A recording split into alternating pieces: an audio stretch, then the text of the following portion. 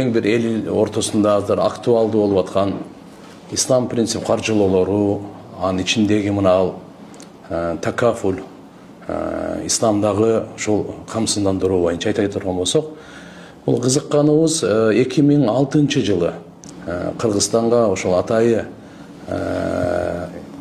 ушул ислам принцип каржылоолору кантип өнүктүрсөк болот, элибиз ушуну талабы бар экен, бүткүл дүйнөдө бар экен бул. Саудияда, андан кийин Турция, Пакистан, Малайзия, кыскасы айтканда Судан көп жерде бар экен деп анан кеңешип, ошондо бизде Кыргызстанда бир пилотный проект катары 2008 жылы ишке ашып баштаганда ислам принцип каржылоолору деген ага чейин бизде түшүнүк жок эле. Мамлекеттин колдоосу менен, жардам берүүсү менен 3 тараптуу келишим түзүлгөн.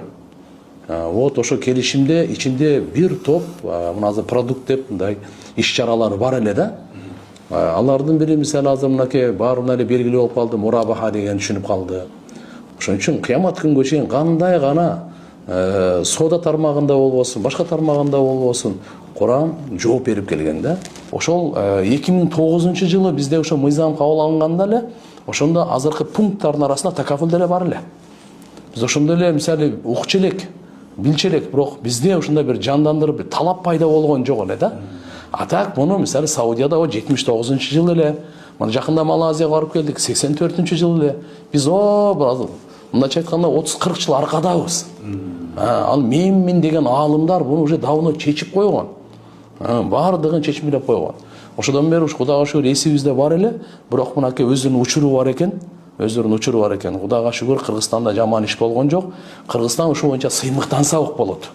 Эсенги боюнча биз эң алгачкы биринчи деп ушу ислам принцип каржылоолорун жүргүзүүдө биз биринчи болуп эсептелебиз. Бул андай эмес ал.